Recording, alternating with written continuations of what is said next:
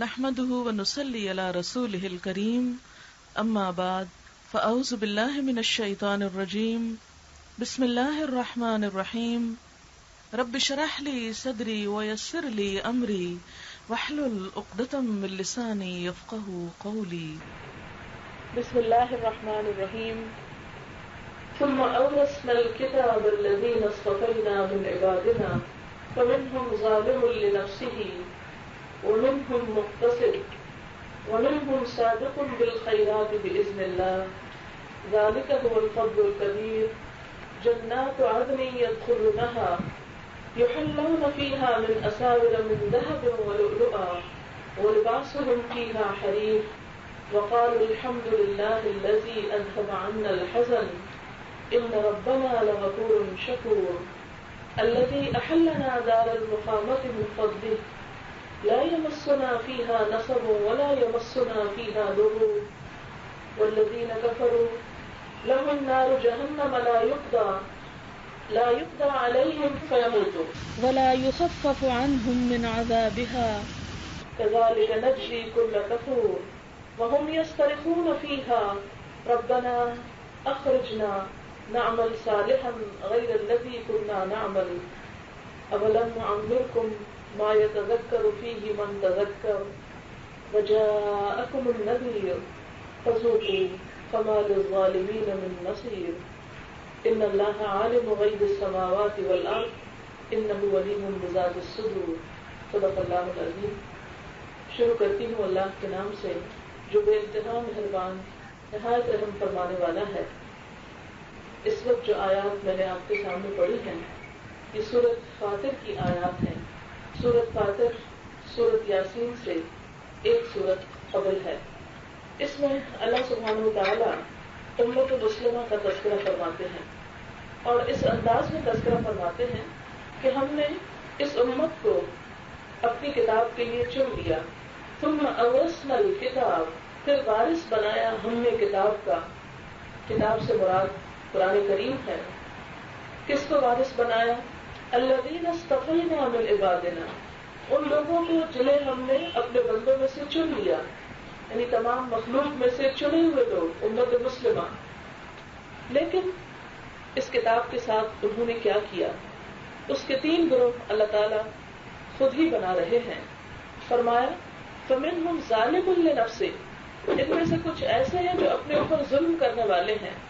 ومنہم مقتصد، اور کچھ ایسے ہیں جو درمیان کی راہ چلنے والے ہیں. ومنہم سابق بالخیرات، اور کچھ ایسے ہیں جو نیکیوں میں دوڑ لگانے والے ہیں. آئیے ہم سب دیکھتے ہیں کہ ہم ان 3 گروہوں میں سے کس گروہ میں ہیں. اور پھر نبی صلی اللہ علیہ وسلم جنہوں نے سب سے پہلے قرآن پاک کی خود تفسیر فرمائی، وہ ان تینوں گروہوں کے انجام کے بارے میں کیا فرماتے ہیں. پہلا گروہ ہے فمنہم ظالم لنفسہ، کہ ان میں سے بعض ایسے ہیں جو اپنے اوپر ظلم کرنے والے ہیں. ظلم کیا چیز ہے اور خود پر ظلم کرنے کا مطلب کیا ہے؟ عربی زبان میں اس کا معنی ہے وضع الشیء فی غیر محلہ، کسی چیز کو اس کی اصل جگہ سے ہٹا کر کہیں اور رکھ دینا. تو کتاب پر ظلم کیا ہے کہ اس کو اس کے اصل مقام سے ہٹا کر جس مقصد کے لیے وہ کتاب بھیجی گئی اس مقصد کو چھوڑ کر اور کاموں کے لیے اس کو استعمال کرنا اور اس کا حق نہ دینا. جیسا کہ ظلم کا ایک اور معنی کیا ہے؟ کسی چیز کو، کسی انسان کو اس کا پورا حق نہ دینا. تو جب ہم کتاب کے حقوق نہیں دیتے، جب ہم کتاب کو اس کے اصل مقام پر نہیں رکھتے، تو دراصل ہم اس کتاب کے ساتھ بھی ناانصافی کرتے ہیں اور خود اپنی جان پر بھی ظلم کرتے ہیں. سوال یہ پیدا ہوتا ہے کہ اس کتاب کے حقوق ہیں کیا اور کس طرح ہم ان کو ادا کر کے اپنے آپ کو اس ناانصافی سے بچا سکتے ہیں، یا جو روش ہم نے اختیار کی ہے اسے ہم کس طرح چھوڑ سکتے ہیں. تو اس بات کو جاننے کے لیے ہمیں پھر قرآن ہی کی طرف رجوع کرنا پڑے گا. سب سے پہلے قرآن پاک کا جو حق ہے وہ یہ ہے کہ اس پر ایمان لایا جائے کہ یہ اللہ تعالیٰ کی طرف سے ہے اور بالکل سچی کتاب ہے. اور اسی کے بارے میں قرآن میں سب سے پہلے جو اس کا تعارف پیش کیا گیا وہ یہی ہے کہ ذالک الکتاب لا ریب فیہ، یہ وہ کتاب ہے جس میں کوئی شک نہیں، اور یہ کس بات میں کوئی شک نہیں کہ یہ اللہ کی طرف سے ہے، اور اس بات میں کوئی شک نہیں کہ جو کچھ یہ بتاتی ہے وہ بالکل حق بات بتاتی ہے۔ جہاں تک اس بات کا تعلق ہے کہ یہ اللہ کی طرف سے ہے، تو آپ جانتے ہیں کہ 1400 سال سے مسلمان اور غیر مسلم اس بات کو جانتے ہیں اور مانتے ہیں کہ اس میں کسی قسم کا کوئی چینج نہیں ہوا، اور اس کا تجربہ بھی کیا گیا۔ اس صدی کے شروع میں جرمنی میں ایک انسٹیٹیوٹ قرآنک انسٹیٹیوٹ کے نام سے قائم کیا گیا، جس کا صرف مقصد یہ تھا کہ یہ دیکھا جائے کہ قرآن میں آج تک کیا چینج ہوئے۔ اس مقصد کے لیے انہوں نے قرآن پاک کے 30,000 سے زائد نسخے جمع کیے اور ان سارے نسخوں کو پھر باہم کمپیئر کیا۔ یہ کام کئی سال تک ہوتا رہا، دنوں یا ہفتوں تک نہیں، کئی سال تک ہوا، اور جو آخر میں رپورٹ سامنے آئی وہ یہ تھی کہ قرآن پاک کے اندر کوئی بھی اختلافی روایت نہیں ہے، اور اللہ کا کرنا ایسا ہوا کہ دوسری جنگ عظیم میں عین اس عمارت کے اوپر بم گرا، اور جو کچھ انہوں نے تیار کیا تھا، جو منصوبے بنائے تھے اس کتاب کو نقصان پہنچانے کے سب ملیا میٹ ہو گئے، اور اللہ تعالیٰ کا وہ وعدہ پورا ہوا کہ انا نحن نزلنا الذکر وانا لہ لحافظون، کہ اس ذکر کے نازل کرنے والے ہم ہیں اور اس کی حفاظت بھی ہم کرنے والے ہیں۔ اور حفاظت کس لیے کی گئی؟ تاکہ نبوت کا سلسلہ ختم ہونے کے بعد اب اور کتاب نہیں ملے گی، یہی کتاب ہے جس کے ذریعے تم ہدایت حاصل کر سکتے ہو۔ اور اگر یہ واقعہ ہمیں نہ بھی معلوم ہو تو ہمارے ایمان کا حصہ ہے یہ بات کہ یہ کتاب بالکل سچ کہتی ہے اور بالکل سچی ہے اور اس میں کوئی تبدیلی نہیں ہوئی، تو اس کتاب کو سچا ماننا بھی اس کا حق ہے۔ اور پھر آپ دیکھیں کہ جس چیز کو ہم سچ مانتے ہیں پھر اس کے ساتھ ہمارا معاملہ بھی سچ کا ہونا چاہیے، اور معاملہ کیا ہونا چاہیے کہ ہم اس سے فائدہ بھی اٹھائیں۔ اللہ تعالیٰ نے بے مقصد اس کی حفاظت نہیں کی کہ ایسے لایانی طور پر اس کو بچا کے رکھا کہ لوگ اس کو پھر محفوظ کر کے اپنے گھروں میں رکھ لیں، نہیں، بلکہ اس کے ساتھ کیا حکم دیا کہ اس کتاب کو پڑھا بھی جائے، کیونکہ اللہ تعالیٰ کی کتاب ہے، یہ ساری دنیا بھی اس کی بنائی ہوئی ہے، ہم بھی اس کے پیدا کیے ہوئے ہیں، کتاب بھی اس کی بھیجی ہوئی ہے، لہذا ہمارا فرض یہ ہے کہ ہم اس کو پڑھیں اور یہ نہ سوچیں کہ یہ کتنے 100 سال پرانی ہے یا آج کے دور میں یہ ویلڈ نہیں۔ اس کو محفوظ کرنا بے معنی اور بے مقصد نہیں، پھر اس کا کچھ مقصد ہے۔ وہ کیا ہے؟ وہ یہ ہے کہ ہم اس کو پڑھیں، یہ اس کا دوسرا حق ہے۔ ایمان لانے کے بعد اس بات پر کہ یہ سچی کتاب ہے، محفوظ کتاب ہے، اگلی بات یہ ہے کہ پھر اس کو پڑھا جائے، اور پڑھنے کا حکم بھی قرآن ہمیں خود دیتا ہے۔ الذین آتیناہم الکتاب یتلونہ حق تلاوتہ اولئک یؤمنون بہ، کہ وہ لوگ جن کو ہم نے کتاب دی وہ اس کو پڑھتے ہیں، اس طرح پڑھتے ہیں جیسے اس کو پڑھنے کا حق ہے، یہی لوگ دراصل اس پر ایمان لاتے۔ تو گویا ایمان اس بات کا تقاضا کرتا ہے کہ اس کو پڑھا جائے، اور پڑھا کس طرح جائے؟ جیسا کہ اس کا حق ہے۔ اس کا کیا حق ہے پڑھنے کا؟ کسی بھی چیز کو پڑھنے کا حق کیا ہے کہ جب اس کو پڑھے تو آپ اس کو سمجھے بھی، بغیر سمجھے پڑھنے کا تو کوئی فائدہ نہیں۔ ہاں، کتاب اللہ چونکہ دوسری کتابوں سے مختلف ہے، اس لیے اگر اس کو کوئی بغیر سمجھے بھی پڑھتا ہے تو اس کو ثواب ضرور ملتا ہے، لیکن یہ کتاب صرف ثواب کمانے کی چیز نہیں۔ ہم نے جیسے دنیا میں مختلف کاروبار بنا رکھے پیسے کمانے کے، اسی طرح ہم سمجھتے ہیں کہ کتاب ثواب کمانے کا صرف ذریعہ ہے۔ یہ صرف ثواب کمانے کا ذریعہ نہیں، بلکہ کیا فرمایا؟ ہدی للمتقین، کہ یہ کہ متقی لوگوں کو ہدایت دینے کے لیے آئی ہے، اور ہدایت انسان کو اسی وقت اس سے مل سکتی ہے جب صحیح معنوں میں اس کا حق ادا کر کے اس کو سمجھا جائے۔ اور اس کے لیے بھی پھر ہمیں قرآن پاک ہی رہنمائی دیتا ہے، کتاب انزلناہ مبارک لیدبروا آیاتہ ولیتذکر اولو الالباب، کہ یہ ایک ایسی کتاب ہے جس کو ہم نے نازل کیا ہے جو بہت مبارک ہے، اور اس لیے نازل کیا ہے کہ لوگ اس کی آیات میں تدبر کریں اور اس سے نصیحت پکڑیں۔ کون؟ اولو الالباب، عقل والے۔ تو گویا اس کتاب کے پھر دو حق سمجھنے کے اعتبار سے ہو گئے، ایک تدبر اور ایک تذکر۔ تدبر علماء کا کام ہوتا ہے، لیکن تذکر عوام کا کام ہوتا ہے، اور عوام میں وہ لوگ ہوتے ہیں جو عقل مند ہوتے ہیں، وہ علماء جو کچھ تدبر کرتے ہیں اس تدبر کو سامنے رکھ کر اس میں اپنے فائدے کی چیزیں حاصل کرتے ہیں۔ لہذا ہم میں سے ہر مسلمان کا فرض ہے کہ ہم اس سے اپنے دل کو یاد دہانی کرائیں اور اس کو سمجھیں اور ہم یہ جانیں کہ یہ ہمیں کیا کہتی ہے، اس کا تقاضا کیا ہے۔ پھر اس کے بعد آپ دیکھیں کہ جب آپ خود ایک اچھی چیز سے فائدہ اٹھاتے ہیں تو مومن کی تعریف یہ کی گئی کہ مومن وہ ہے جو اپنے بھائی کے لیے بھی وہی پسند کرتا ہے جو وہ اپنے لیے پسند کرتا ہے۔ اگر ہم کو یہ بات پسند ہے کہ ہم اچھے راستے پر چلیں، ہمارے دل کو سکون حاصل ہو، تو ہمیں یہ بات بھی پسند کرنی چاہیے کہ ہمارے جیسے جتنے بھی اور زیرو انسان ہیں ان سب کا بھی بھلا ہو۔ لہذا کتاب کا اگلا حق کیا ہے کہ اسے دوسروں تک پہنچایا جائے، کیونکہ قرآن پاک ہی میں آتا ہے ھذا بلاغ للناس، یہ تمام لوگوں کے لیے ہے۔ آپ دیکھیں قرآن پاک میں بار بار جو خطاب آتا ہے وہ کیا ہے؟ یا ایھا الناس، اے لوگوں۔ اس کا مطلب ہے کہ یہ کتاب صرف اہل ایمان کو خطاب نہیں کر رہی بلکہ تمام انسانوں کو مخاطب ہے۔ یا ایھا الناس کہہ کے پکارا گیا۔ اب کتاب تو ہمارے پاس محفوظ ہے، ہمارے گھروں میں ہے، لوگوں تک کیسے پہنچے گی؟ لوگوں تک اسے کون پہنچائے گا؟ لوگوں تک امت مسلمہ پہنچائے گی۔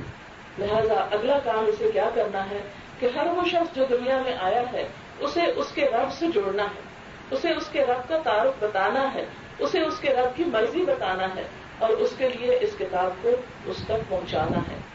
آپ دیکھیں کہ بہت سے لوگ جو کتاب کو پڑھتے ہیں اور مسلمان ہوتے ہیں وہ پھر اس بات پر پچھتاتے ہیں کہ کاش ہمیں یہ پہلے کیوں نہ پتہ چل جائے۔ اس میں مجھے یاد آ رہا ہے بھارت مدراس یونیورسٹی کی ایک پروفیسر ہے، اس نے جب یہ پڑھا کہ اسلام میں چھوت چھات کا تصور نہیں اور تمام انسان جو ہیں وہ اللہ کی مخلوق ہیں اور برابر ہیں انسان ہونے کے ناطے، تو اس سے یہ بات بہت پسند آئی۔ کہا کہ یہ میسج کون دیتا ہے، کہاں لکھا ہوا ہے، میں اس پر مزید تحقیق کرنا چاہتی ہوں۔ تو اسے اتفاق سے قرآن پڑھنے کا موقع ملا اور جب اس نے قرآن پڑھا تو وہ بغیر کسی کی تبلیغ کے خود بخود مسلمان ہوئی۔ اب دیکھیں کہ جب وہ مسلمان ہوتی ہے تو اس کے بعد اس نے ایک آرٹیکل لکھا، میں نے رسالے میں پڑھا تھا، تو وہ کہتی ہے کہ قیامت کے دن مسلمانوں کو اس بات کی جواب دہی کرنی ہوگی، انہیں اللہ کے حضور بتانا پڑے گا جو نعمت ان کے پاس تھی، جو ہدایت کی کتاب ان کے پاس تھی، وہ کتاب انہوں نے دوسروں کو کیوں نہ بتائی۔ اگر میں اس کو پڑھے بغیر مر جاتی تو میرا انجام کیا ہوتا کہ مجھے ایمان نصیب نہ ہوتا۔ تو آج بھی دنیا میں بے شمار لوگ ایسے ہیں کہ جو بھول بھلائیوں میں ہیں، بھٹک رہے ہیں، ان کے پاس کوئی ڈائریکشن نہیں، انہیں رب کی کوئی پہچان نہیں، وہ طرح طرح کے شرک اور کفر میں مبتلا ہیں۔ ان سب چیزوں کا علاج کیا ہے کہ ان لوگوں تک اس کتاب کو پہنچایا جائے، اس کتاب کو عام کیا جائے۔ آپ کو یہ معلوم ہے کہ دنیا میں دوسری کتابیں جو ہیں جیسے بائبل ہے وہ کتنی زبانوں میں ترجمہ ہو چکی ہے۔ مجھے کوئی 10 سال پہلے کیمبرج یونیورسٹی جانے کا اتفاق ہوا تو کیمبرج یونیورسٹی کے اگرچہ یہ کہا جاتا ہے کہ یہ سیکولر یونیورسٹیاں ہیں جس میں کسی خاص مذہب کا پرچار نہیں ہوتا، لیکن اس کی مین ہال کی انٹرنس تھی، اس کے دروازے کے ساتھ ہی ایک بہت بڑا گلوب رکھا ہوا تھا۔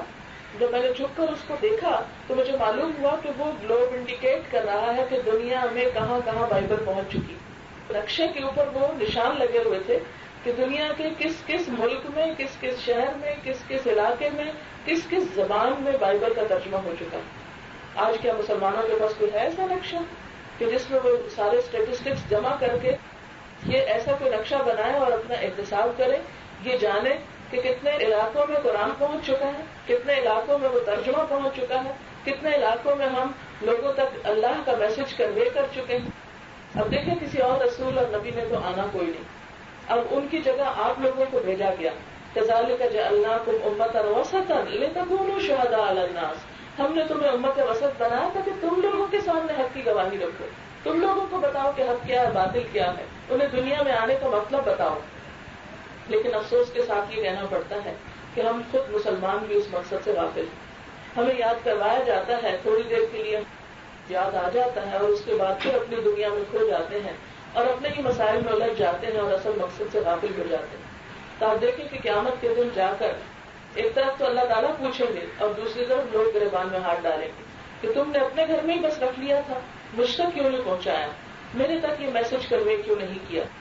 لہٰذا ہم میں سے ہر شخص کا یہ فرض بنتا ہے کہ کتاب کا یہ حق اس کو دے کہ اس کو جو اللہ نے یہ نعمت دی، نعمت ہدایت، جیسا کہ اللہ تعالیٰ قرآن پاک میں خود فرماتے ہیں میری یہ نعمت جو ہے اس کو یاد کرو جو میں نے تم پر کی جب تم آپس میں ایک دوسرے کے دشمن تھے، پھر اللہ نے تمہارے درمیان محبت ڈالی. پھر سب سے بڑی نعمت کیا؟ ہدایت کی نعمت. قرآن پاک میں بھی سورۃ الفاتحہ میں ہر روز جو کچھ ہم پڑھتے ہیں وہ کیا پڑھتے ہیں؟ صراط الذین انعمت علیہم، ان لوگوں کے راستے پر ہمیں چلا جن پر تو نے انعام کیا. کیا انعام ملا؟ یعنی انعام کی کون سی شکل؟ انعام ملی یہ کتاب کہ جو محفوظ ہے. اس سے پہلے کی کتابیں جن قوموں کو ملی تھی وہ سب کتابیں وقت کے ساتھ ساتھ ان میں تبدیلی ہو گئی، وہ ختم ہو گئی. لیکن قرآن پاک ایک محفوظ کتاب ہمارے لیے اس دنیا میں سب سے بڑی نعمت ہے. اس لیے اس کا یہ حق ہے کہ ہم اسے دوسروں تک پہنچائیں. اور آپ دیکھیں کہ پہنچانے کے لیے خود عمل کرنا بھی ضروری ہوتا ہے. اگر آپ دوسرے کو کہہ رہے ہیں کہ میٹھا نہ کھاؤ اور خود آپ میٹھا کھا رہے ہیں تو آپ کی بات کون سنے گا؟ اگر آپ یہ کہتے ہیں کہ فلاں چاکلیٹ جو ہے وہ صحت کے لیے بڑی نقصان دہ ہے اور آپ خود اسی چاکلیٹ کے عادی ہیں تو آپ کی یہ بات کسی کو فائدہ نہیں دے گی. اس لیے کتاب کا ایک بہت بڑا اہم حق یہ ہے کہ جو کچھ وہ کہتی ہے اس پر ہم عمل کریں، جو چیز دوسروں کو بتائیں اس پر ہم خود عمل کریں. یہ جو میں نے بات کی نا کہ سب تک ہمیں قرآن کا میسج پہنچانا ہے، تو ہر شخص مبلغ نہیں بن سکتا کہ ہر شخص قرآن کھولے اور دوسرے کو پڑھ کے سنائے کہ دیکھو تمہارے رب نے تم کو کیا کہا ہے. اس کے لیے آپ کو کیا کرنا ہے؟ آپ دیکھیں کہ دنیا میں اگر اس وقت 1 ارب کے قریب مسلمان ہیں تو ہر شخص اس میں سے اس قابل نہیں ہو سکتا کہ کتاب کھول کے پڑھ کے دوسرے کو سنائے. لیکن ہم کس طرح دوسروں تک میسج کنوے کر سکتے ہیں؟ سب سے پہلے تو ہم اپنے عمل سے کریں. ایک بہترین امت اللہ نے بنایا تو بہترین بن کے دکھائے تو لوگوں کے سامنے خود بہت تبلیغ ہوتی جائے گی. لیکن افسوس کی بات تو یہ کہ جو کچھ قرآن میں لکھا ہے اس کی بڑی بڑی باتیں بھی جو ہم کو معلوم ہے ہم خود بھی اس پر عمل نہیں کرتے. مثال کے طور پر آپ دیکھیں کہ نماز جو ہے قرآن کا پہلا حکم، نماز قائم کرتے ہیں. ہم میں سے کتنے لوگ ہیں کہ جو باقی اس کی پابندی کرتے ہیں؟ اور صرف گھر میں پابندی نہیں جہاں آرام کے ساتھ ہم رہ رہے ہیں، بلکہ سفر میں بھی پابندی، بیماری کی حالت میں بھی پابندی. ہر حال میں جیسے بھی ہو، ہلکے ہو یا بوجھل ہو، صحت مند ہو یا بیمار ہو، بوڑھے ہو یا جوان ہو، تمہیں اس کی پابندی کرنی. لیکن ہم میں سے کتنے لوگ اس کی پابندی کرتے ہیں؟ اب یہی وجہ ہے کہ جب ہمارے مسلمان ایسے علاقوں میں جاتے ہیں جہاں کافر بستے ہیں تو وہ خود بھی نمازیں چھوڑ بیٹھتے ہیں. اگر وہ حرام کام کرتے ہیں تو ہم بھی اسی میں ملوث ہو جاتے ہیں. بلکہ الٹا ہمارا حال تو یہ ہے کہ ہم ہر بات ان سے پوچھتے ہیں کہ کیا اچھا اور کیا برا. آج ہمارے پیمانے کیا بن چکے ہیں؟ ہم اچھائی برائی یہاں سے تو نہیں پوچھتے کہ قرآن میں کس چیز کو پسند کیا گیا. ہم میں سے کتنے لوگ ہیں جو کوئی کام کرنے سے پہلے یہ سوچیں کہ یہ کام میرے رب کو پسند ہے یا نہیں. ہم کیا دیکھتے ہیں اس میں کہ کس بات کا رواج ہے، لوگ کیا چاہتے ہیں، اور مغربی دنیا ہم سے کس بات پر خوش ہوتی ہے، اپنی ذاتی زندگی میں بھی اور اجتماعی زندگی میں بھی.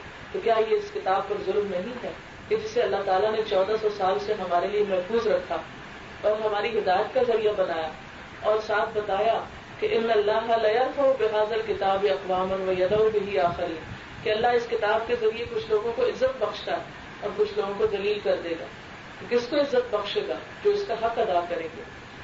اس لیے اس کتاب پر جم کر رہنا اور اس کی راہ میں پیش آنے والی مشکلات کو برداشت کرنا جو ہے وہ ہم سب کے لیے بہت ضروری ہے. پھر اس کے بعد آپ دیکھیں کہ اگلا حکم کیا آتا ہے کہ وَمِنْهُمْ ظَالِمٌ لِنَفْسِهِ کے بعد وَمِنْهُمْ مُقْتَصِدٌ. کچھ لوگ ایسے ہیں جو درمیان کی چال چلتے ہیں. درمیان کی بات کیا؟ کہ کچھ حقوق دے دیتے ہیں اس کتاب کے اور کچھ چھوڑ دیتے ہیں. جو باتیں تو مرضی کے مطابق ہیں، جو ہماری پسند کی ہیں وہ ہم کر لیتے ہیں. مثلا ہمیں اس میں بڑا مزہ آتا ہے کہ ہم بیٹھ کے تلاوت کریں تو ہم وہ کر لیتے ہیں. لیکن جو اس میں حکم لکھا ہے نماز کا مسئلہ وہ نہیں ہم پڑھ سکتے. تو یہ کیا ہوا؟ کوئی بات مان لی اور کوئی نہ مانی. اسی طرح ہم یہ کہتے ہیں کہ ٹھیک ہے دوسروں کو بتانا تو مجھ کو بہت اچھا لگتا ہے، تقریر کر کے بڑا مزہ آتا ہے، لیکن یہ ہے کہ خود جو کچھ کہہ رہے ہیں وہ کریں، وہ کرنا بڑا مشکل ہے. تو یہ سب رویے کیسے ہیں؟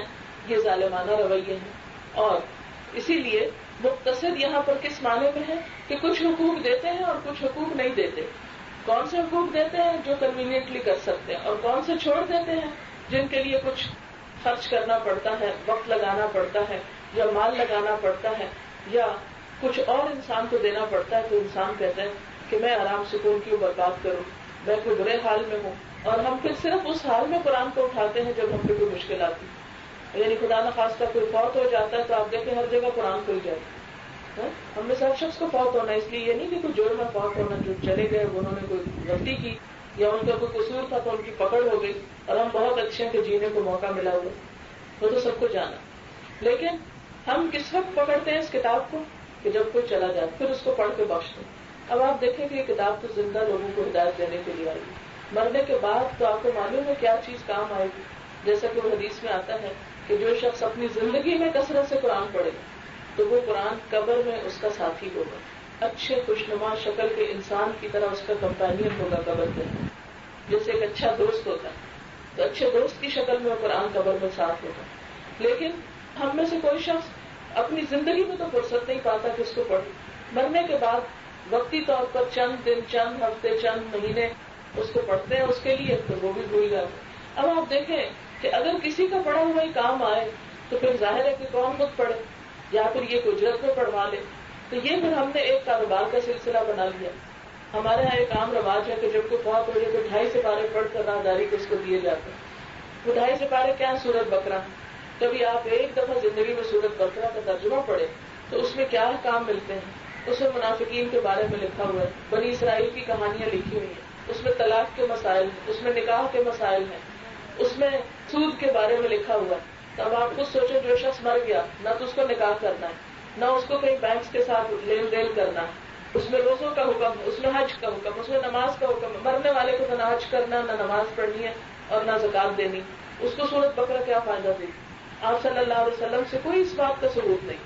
لیکن ہم نے اپنے دل کی تسلی کے لیے اس طرح کی بہت سی چیزیں گھڑ لی اور ان پر ہم بہت پابندی کے ساتھ عمل کرتے ہیں. لیکن جو کچھ کتاب ہمیں بتاتی ہے اس کی طرف سے ہم نے آنکھیں، کان، دل، دماغ سب کچھ بند کر رکھے. تو یہ کیا ہے ایک طرح سے اس کتاب کے ساتھ جڑنا. اب دیکھیں کہ آہستہ آہستہ وہ روایات بھی ختم ہو گئی کہ ہمارے گھروں میں صبح قرآن پڑھا جائے یا ہمارے گھروں میں اللہ کا ذکر بلند ہو. وہ روایات ختم ہوتی جا رہی.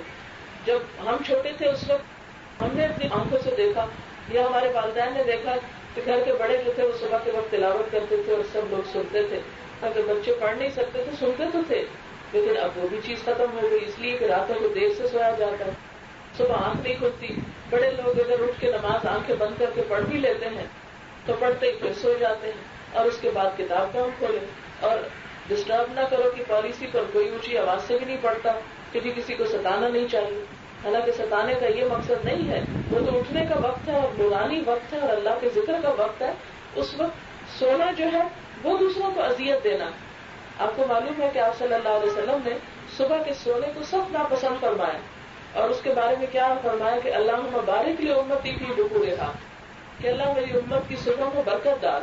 لیکن ہم اس برکت کے وقت کو گنوا ڈالتے ہیں. پھر کہتے ہیں ہماری زندگی میں کوئی برکت نہیں ہے، بہت کچھ ہے لیکن برکت اور سکون نہیں. کیوں نہیں؟ کبھی ہم نے ریزن جاننے کی کوشش کی. اس کی بنیادی ریزن یہ ہے کہ جو ہمارے دین نے ہمیں بتایا ان چیزوں سے ہم منہ موڑ گئے.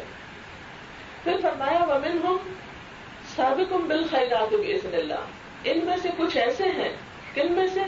ان چنے ہوئے بندوں میں سے، یعنی امت مسلمہ سے، جو اللہ کے راستے میں، نیکیوں کے راستے میں دوڑ لگانے والے. سابق کہتے ہیں آگے جانے والا، بھاگ جانے والے. تو بھاگنا کیا؟ جب انسان بھاگتا ہے تو آپ نے دیکھا ہوگا کہ بھاگتے وقت انسان بہت سی چیزوں کو چھوڑتا ہے. وہ یہ نہیں دیکھتا کہ میرے دائیں بائیں کیا ہے، وہ یہ دیکھتا ہے کہ میرا راستہ کیا اور مجھے اس پر چلنا کیسے.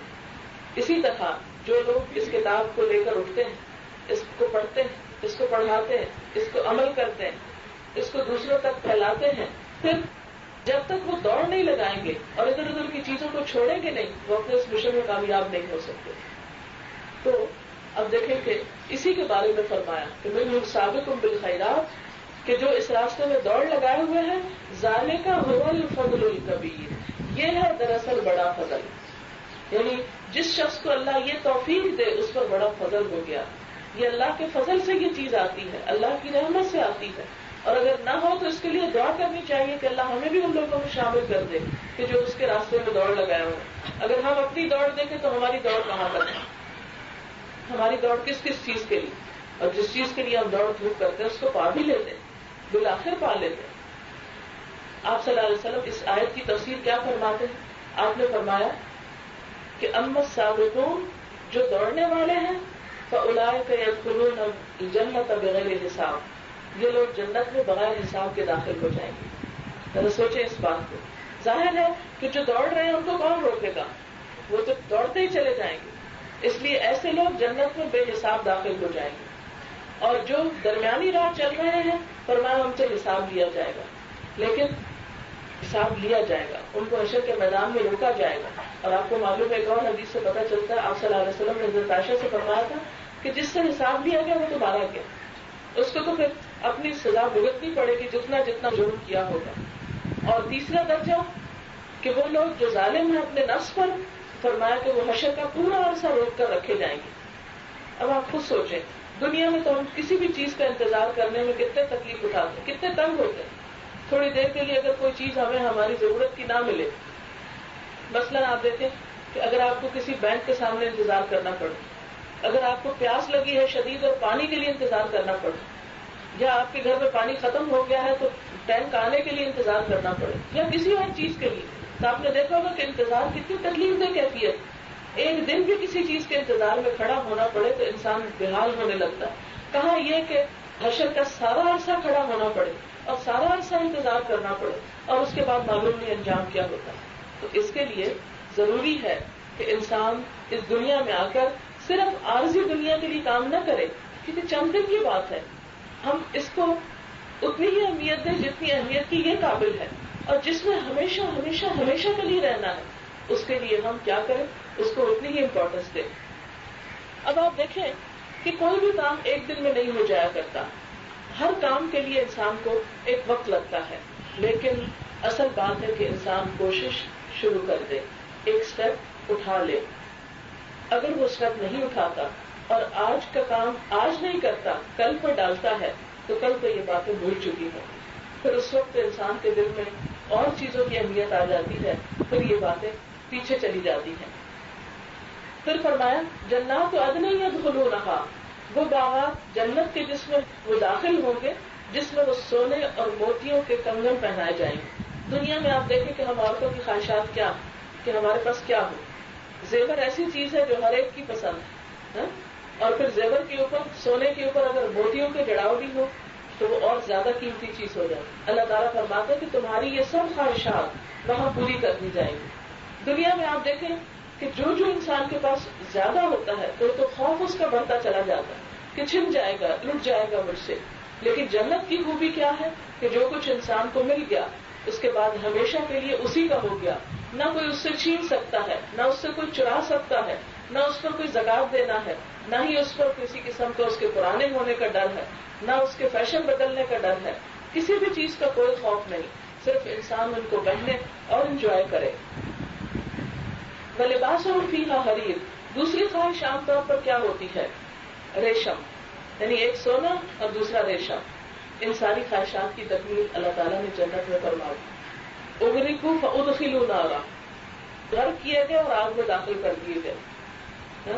قرآن پاک میں یہ بھی آتا ہے سورۃ المومن میں. بہت سے لوگ کہتے ہیں کہ قبر کے عذاب کہاں لکھا ہوا ہے قرآن میں. سورۃ المومن میں آتا ہے کہ ان کو صبح اور شام آگ پر پیش کیا جاتا ہے. صبح اور شام آل فرعون جو پانی میں ڈوب کے مری تھی ان کو آگ پہ پیش کیا جاتا ہے. آیت 45-46 کا آپ گھر جا کے ترجمہ خود بھی پڑھ لیجیے. النار یعرضون علیہا، اور پھر وَيَوْمَ تَقُومُ السَّاعَةُ أَدْخِلُوا آلَ فِرْعَوْنَ أَشَدَّ الْعَذَابِ، جب قیامت کا دن ہوگا تو حکم ہوگا کہ آل فرعون کو شدید ترین عذاب میں داخل کرو.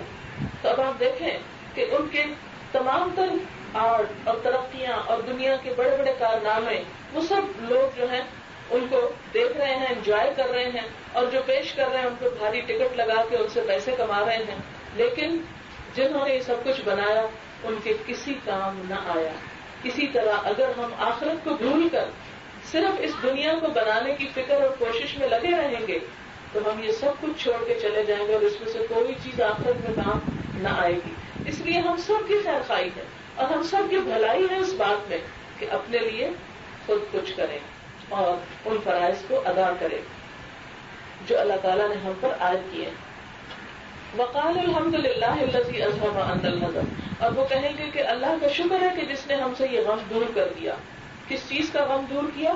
یعنی آخرت میں جو فکر اور پریشانی اور معلوم نہیں ہمارے ساتھ کیا ہوگا اور دنیا کے جو غم، وہ سب وہاں پر ختم ہو کر رہ جائیں گے. ان ربنا لغفور شکور، ہمارا رب تو بڑا ہی بخشنے والا قدردان ہے. الذی احلنا دار المقامۃ من فضلہ، جس نے ہمیں ابدی قیام کی جگہ پر لا ٹھہرایا. لا یمسنا فیہا نصب ولا یمسنا فیہا لغوب، کہ جس میں ہمارے لیے نہ کوئی تھکاوٹ ہے نہ کوئی بوریت ہے. دنیا میں آپ دیکھیں کہ اگر آپ زیادہ آرام بھی کر لیں تو آپ تھک جاتے ہیں. اگر ایک کپڑا بار بار پہنتے رہے، خواہ وہ کتنا ہی قیمتی کیوں نہ ہو، تو آپ اس میں بور ہو جاتے ہیں، آپ کا دل اچاٹ ہو جاتا ہے.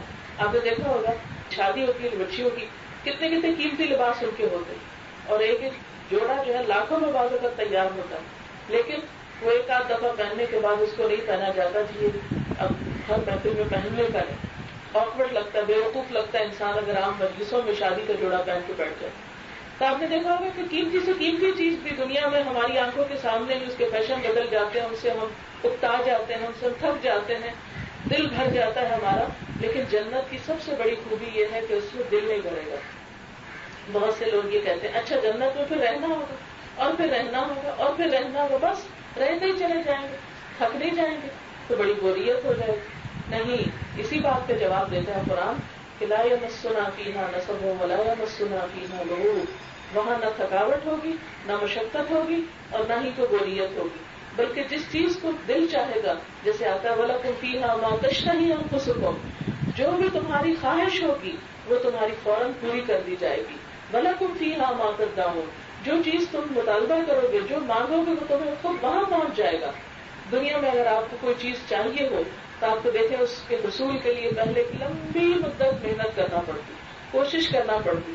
حتیٰ کہ آپ دیکھیں کہ جب کوئی چیز سامنے آ بھی جائے تو اس کو کھانے کے لیے بھی ہاتھ بڑھانا پڑتا ہے، اس کو منہ میں لے جانا پڑتا ہے، اس کو چبانا پڑتا ہے.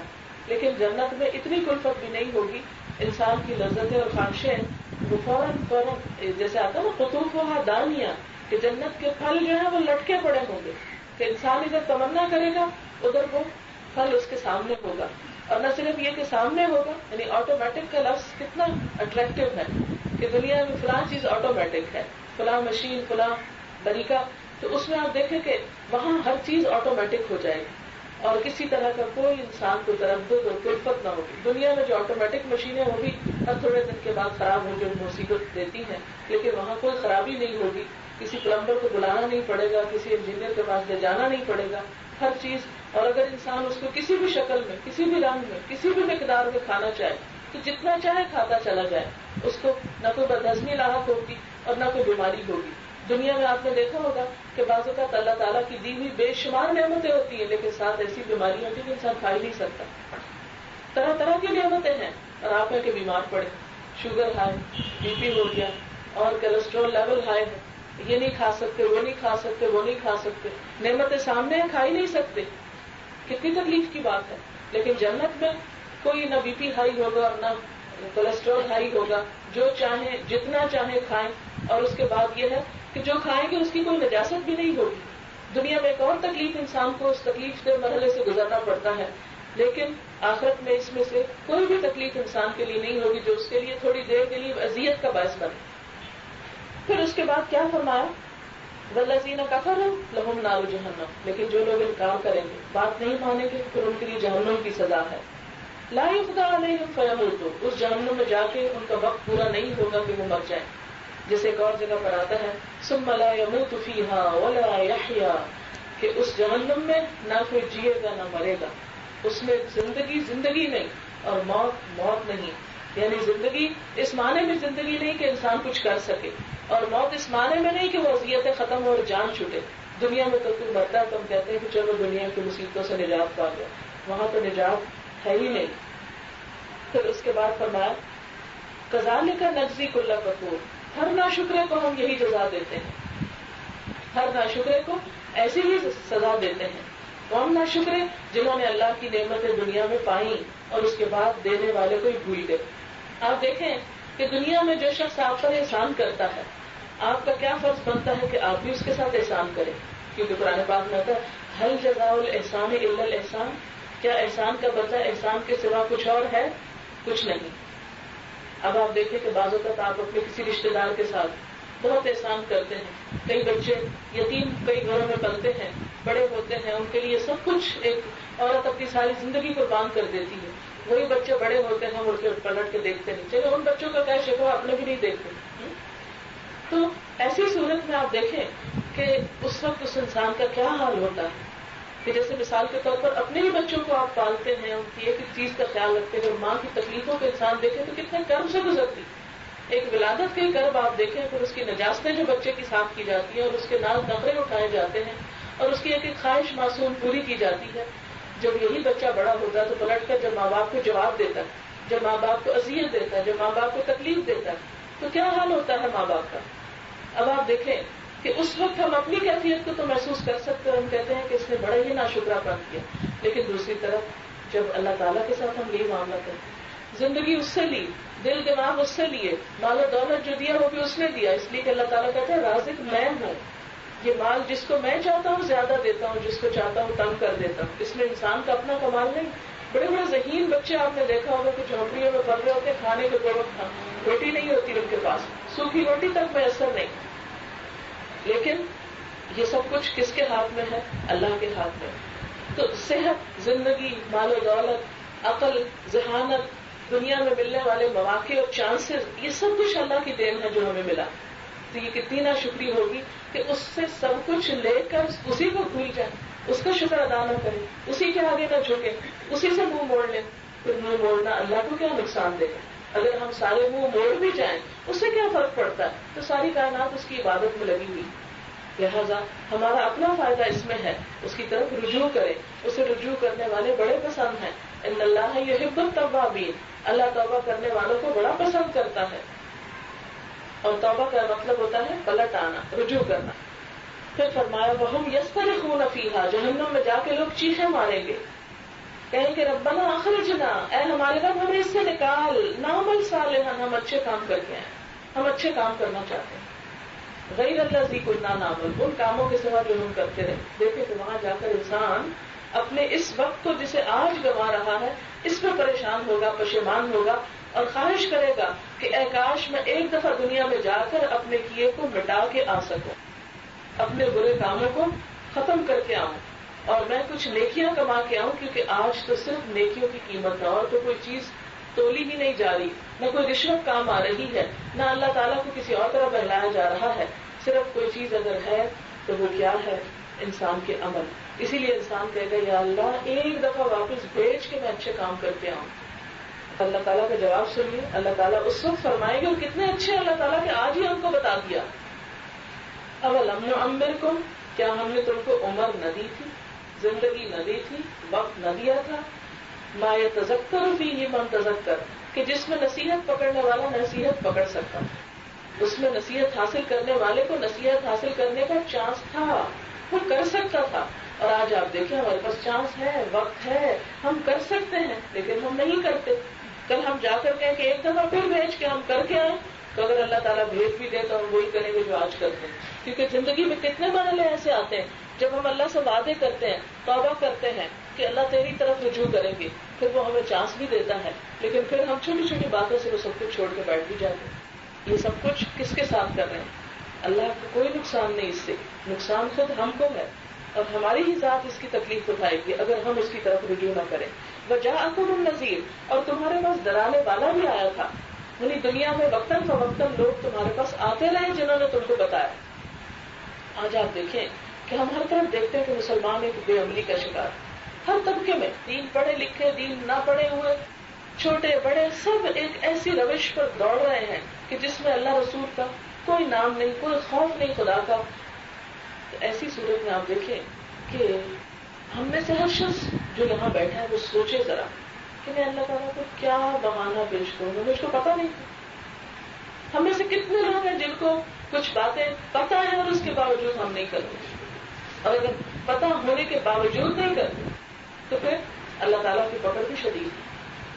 ہمیں سے کوئی بہانہ نہیں کر سکتا یا اللہ ہمیں نہیں پتا تھا کہ نماز پڑھنی چاہیے، ہمیں نہیں پتا تھا کہ مسلمان عورت کو اپنی زینت ڈھانپنی چاہیے، ہمیں نہیں پتا تھا کہ تیری راہ میں تیرے ہی دیے ہوئے مال میں سے خرچ کرنا چاہیے. نہیں، سب پتا تھا، لیکن پتا ہونے کے باوجود ہم میں سے سب وہی کرتے ہیں جو ہمارا دل چاہے. ہمارا دل چاہے کسی کی غیبت کرنے تو ہم مزے سے غیبت شروع کر دیں اور اس کے کئی جواب جوڑ لیتے. ہمارا دل چاہے کسی کو برا بھلا کہنے تو ہم کہنا شروع کر دیں. ہمارا دل چاہتا ہے کچھ بھی کرنے کو، ہم تھوڑی دیکھتے ہیں کہ یہ حلال ہے یا حرام، یہ جائز ہے یا ناجائز ہے، ہم آرام سے کرتے ہیں. کیوں؟ جو ہمارے بس میں جو ہماری خواہش ہوتی، جو ہمارا دل چاہتا ہے. تو جب ہم اپنے دل کو خدا بنائے ہوئے، جیسے قرآن پاک میں آتا ہے افرأیت من اتخذ الہہ ہواہ، کیا دیکھا تم نے اس شخص کو جس نے اپنی خواہش نفس کو اپنا خدا بنا رکھا، جو یہ نہیں دیکھتا خدا کا کیا حکم ہے، وہ یہ دیکھتا اس کے دل کی کیا مرضی. تو جو اپنے دل کی مرضی پہ چلتا ہے، تو تم نے اس کو دیکھا. افانت تکون علیہ وکیلا، ایسے شخص کا کام تم بناؤ گے، اسے تم نصیحت کرو گے، اس کو تم سیدھی راہ دکھاؤ گے؟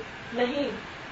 اسی لیے اللہ تعالیٰ بار بار فرماتے ہیں یضل بہ من یشاء ویہدی بہ من یشاء، جس کو وہ چاہتا ہے ہدایت دیتا ہے، جسے چاہتا ہے گمراہ کرتا ہے. پھر لوگ کہتے ہیں اللہ ہی نہیں چاہتا ہم کو ہدایت دینا. اپنے دل سے پوچھیں ہم چاہتے ہیں ہم کو ہدایت ملے؟ کتنے ہی لوگ ہیں جو صرف اس لیے میں نے سنا ہے قرآن نہیں پڑھتے کہ پڑھ لیا تو پھر عمل کرنا پڑے گا. بے شمار لوگوں کے بارے میں مجھے یہی سننے کو ملا کہ وہ صرف اس لیے قرآن نہیں سنتے کہ سن لیا تو پھر ہماری پکڑ زیادہ ہوگی. تو کیا نہ سننے کی کوئی پکڑ نہیں؟ کس کو دھوکہ دے رہے ہیں ہم؟ اللہ کو جو سب کچھ جانتا ہے. پھر فرمایا فذوقوا، تو اب مزہ چکھو، فما للظالمین من نصیر، ظالموں کا کوئی بھی مددگار نہ ہوگا. ان اللہ عالم غیب السماوات والارض، اللہ کو آسمان و زمین کے سب غیب پتہ ہے. انہ علیم بذات الصدور، وہ تو سینوں کے بھید بھی جانتا ہے، دلوں کے ارادے اور نیتیں بھی جانتا ہے. اس سے کیا چھپا ہوا ہے کہ تم اپنی یہ نیت چھپا جاؤ گے کہ اللہ تعالیٰ کو تو شاید نہ پتہ چلے کہ ہم اس کی کتاب کو اس لیے اگنور کیے ہوئے ہیں. تو آپ دیکھیں کہ ہمارے پاس تو کوئی آپشن ہی نہیں ہے، کوئی چوائس ہی نہیں ہے کہ ہم یہ کہیں کہ نہیں ہم قرآن تو نہیں پڑھتے، کچھ اور پڑھ کے ہماری نجات ہو جائے گی. نہیں، کوئی اور چیز ہے ہی نہیں، کوئی اور راستہ ہے ہی نہیں، کیونکہ قرآن میں سارے پتے کاٹ دیے گئے، سارے سلسلے. قرآن خود کہتا ہے وَتَقَطَّعَتْ بِهِمُ الْأَسْبَابُ، سارے تعلقات ختم ہو کر رہ جائیں گے. یوم یفر المرء من اخیہ وامہ وابیہ، جس دن بھاگے گا انسان اپنے ہی ماں باپ سے اور اپنے ہی بیٹے اور بیوی سے. لکل امرئ منہم یومئذ شأن یغنیہ، ہر شخص پر ایسی مصیبت آئی ہوگی جو اسے دوسرے سے بے نیاز کر دے گی. اور ہم میں سے ہر شخص کو یہاں سے جانا ہے اور اللہ کے حضور حاضر ہونا ہے، تو پھر ہمیں اس حاضری سے پہلے اس کی تیاری کر لینی چاہیے. اور پھر ایک اور بات یاد رکھیے کہ دین صرف علم حاصل کرنے کا نام نہیں، دین صرف نئی نئی انفارمیشن حاصل کرنے کا نام نہیں. کیونکہ بہت سے لوگ کہتے ہیں کہ جی وہ پتا ہے ہم تو کیا کہیں گے، بس وہی درس ہوگا، دوبارہ کیا سننا، ہمیں یہ سب باتیں معلوم نہیں. قرآن میں ذکر کا لفظ بار بار آیا ہے، یاد دہانی ہم کو پتا ہوتی ہے، لیکن اس کے باوجود ہم چھوڑ دیتے ہیں کرنا. تو کس چیز کی ضرورت ہے؟ پھر پتا چلا دیں.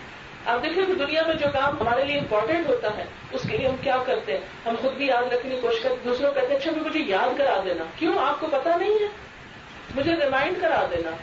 بھئی آپ کی عقل کہیں چلے گی کہ آپ کو ریمائنڈ کرایا جائے؟ اس لیے کیونکہ انسان بھولنے والا ہے. انسان کا لفظ جو ہے وہ نسیان سے بھی ہے، اور نسیان بھولنے کو کہتے ہیں. انسان ہر دم بھولتا ہے، پھر جب دوبارہ پڑھتا ہے پھر اس کو یاد آ جاتا ہے. اب دیکھیں نماز جو لفظ ہے وہ کم و بیش 700 دفعہ مختلف انداز میں آیا. کیوں؟ اللہ تعالیٰ کا ایک دفعہ کہنا کافی نہیں تھا کہ لوگوں نماز پڑھ لیں؟ بار بار کیوں کہا گیا کہ انسان بھولنے والا ہے. انسان جب دنیا میں مصروف ہوتا ہے تو اس کو یاد نہیں رہتا کہ اسے کیا کرنا تھا اور کیا چیز زیادہ امپورٹنٹ تھی. اور اسی لیے ہم دیکھتے ہیں صحابہ کرام کا طریقہ کیا تھا کہ وہ علم کا مذاکرہ کیا کرتے تھے. یعنی جو علم ان کو حاصل ہوتا تھا اس کو بار بار ایک دوسرے کو سناتے تھے کہ ہم بھول نہ جائیں. لیکن ہم یہ سمجھتے ہیں کہ ایک دفعہ بات سن لینے سے اور ایک دفعہ جان لینے سے ہم علامہ ہو گئے، اور اب ہمیں کوئی نہ بتائے اس لیے کہ ہم کو سب پتا. یہ کہنا کہ ہم کو سب پتا ہے یہ ایک تکبر کی علامت ہے.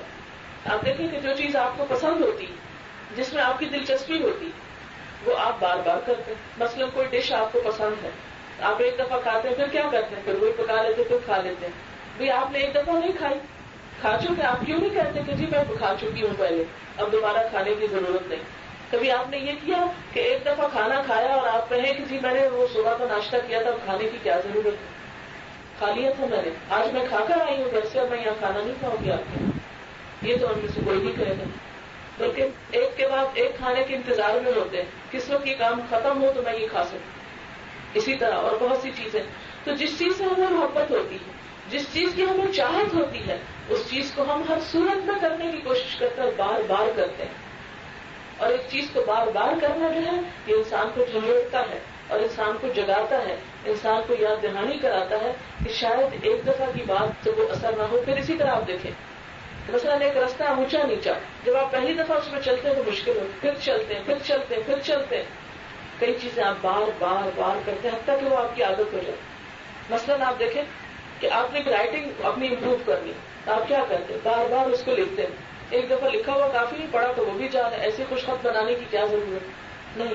دنیا کی ہر چیز میں ہم پرفیکشن چاہتے ہیں. حتیٰ کہ اگر میرے دوپٹے کا رنگ میرے سوٹ سے نہیں میچ ہو رہا، ایک دفعہ رنگواتے ہیں، پھر دیکھتے ہیں روشنی میں دیکھتے ہیں، سورج میں دیکھتے ہیں، اندھیرے میں دیکھتے ہیں، پھر کہتے ہیں نہیں ابھی نہیں، پھر رنگواتے ہیں.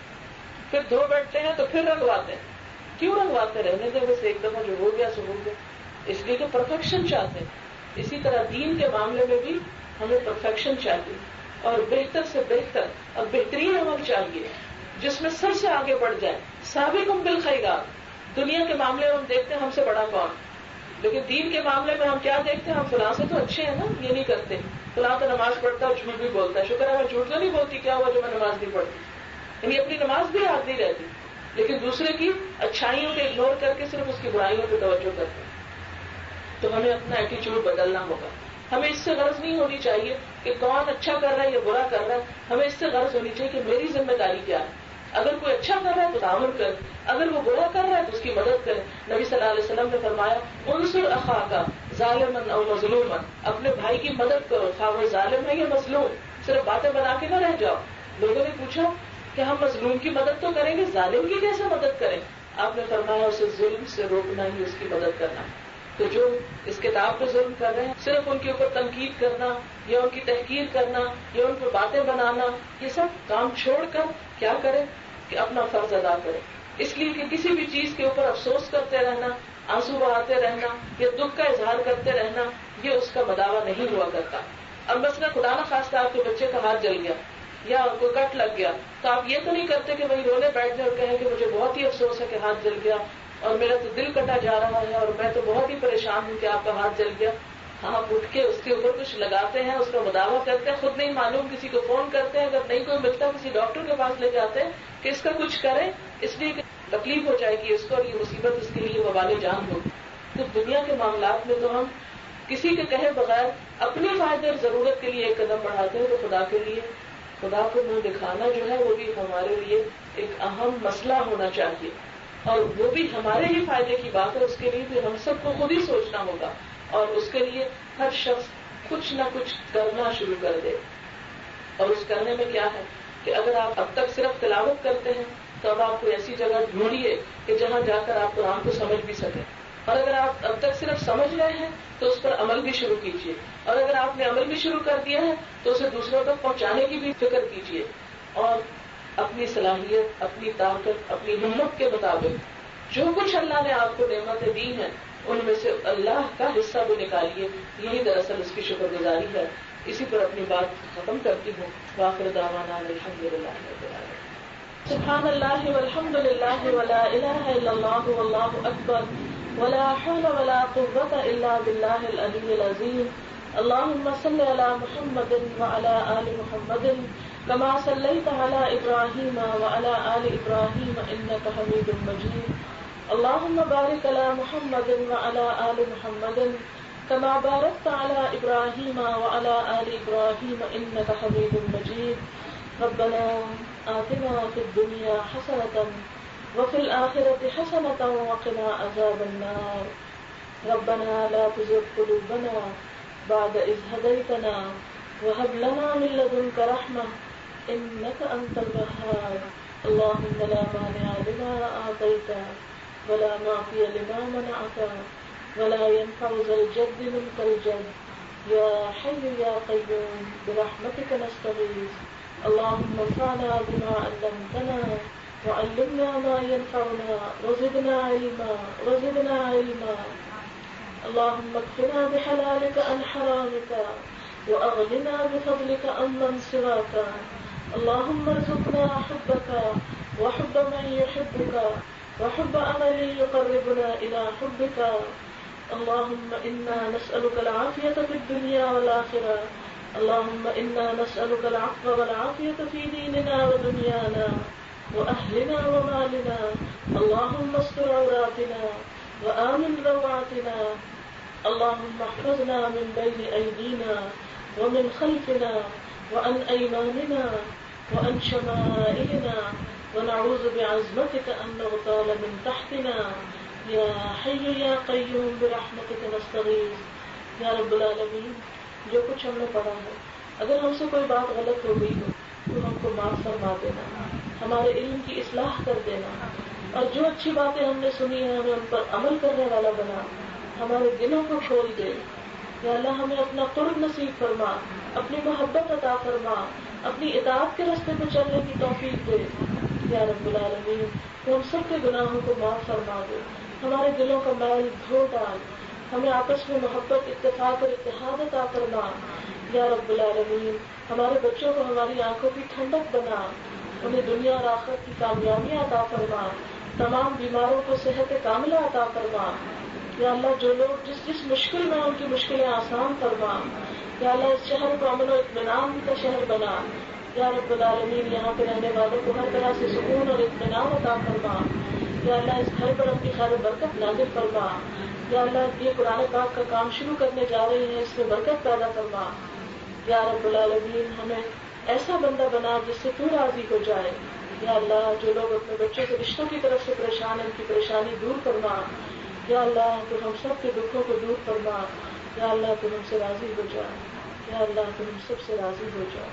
ربنا تقبل منا انك انت السميع العليم وتب علينا انك انت التواب الرحيم وصلى الله تعالى على خير خلقه محمد وعلى آله واصحابه واهل بيته اجمعين برحمتك يا ارحم الراحمين الهي۔